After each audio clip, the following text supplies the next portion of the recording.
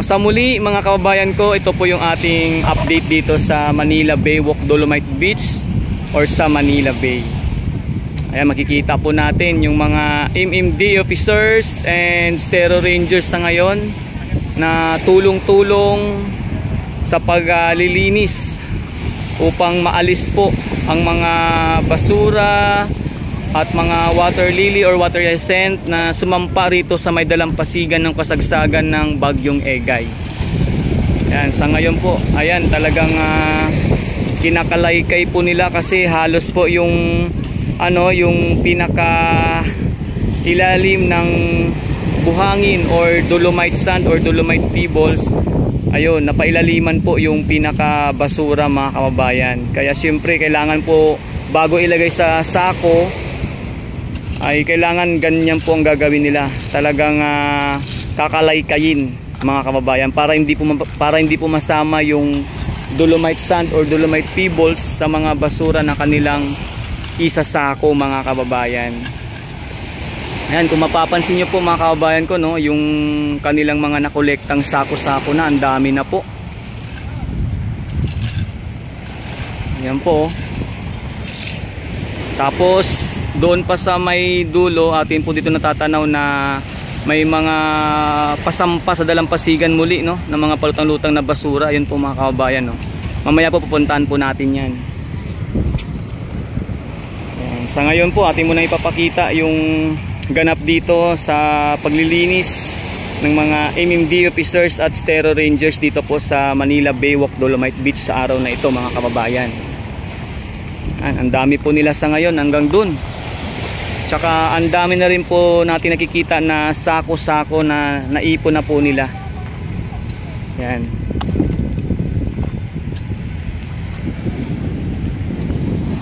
Ito po yung iniwan ni Bagyong Egay mga kababayan, no?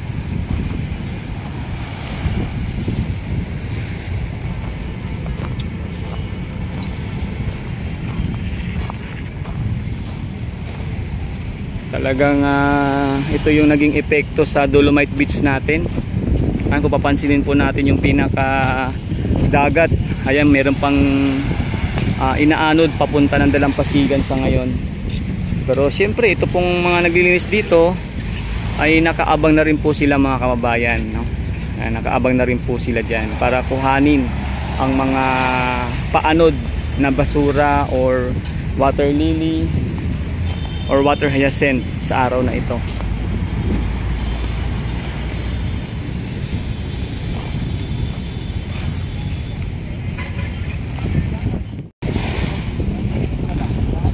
Isa po sa napansin natin dito ngayon mga kababayan, marami po ngayon dito ang naglilinis sa Dolomite Beach. Ito mga Stero Rangers lalong-lalo na, oh. Bago po ito sa ating paningin. Marami po sila ngayon dito. Tapos pati po yung MMDA. Ayan, kung mapapansin nyo po, merong ano ba yan, yellow orange na uniform at blue, no?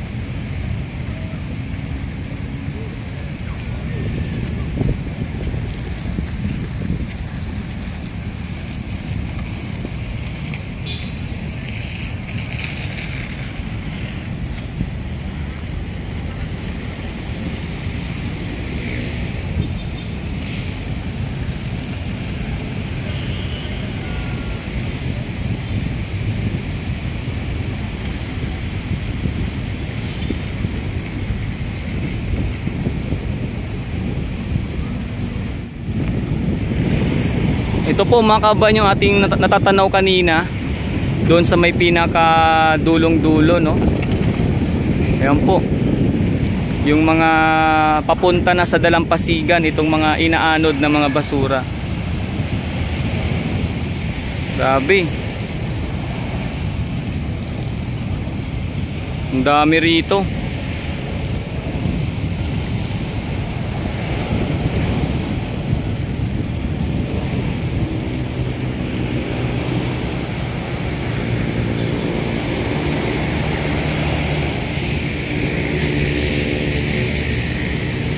Yan po yung iniwan ni Bagyong Egay, mga kababayan, no?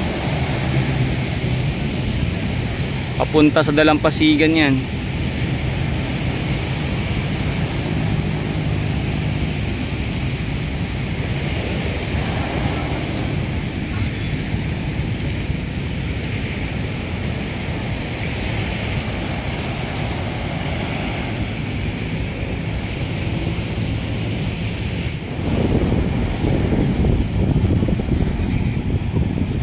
Ayan yung ating mga Stero Rangers.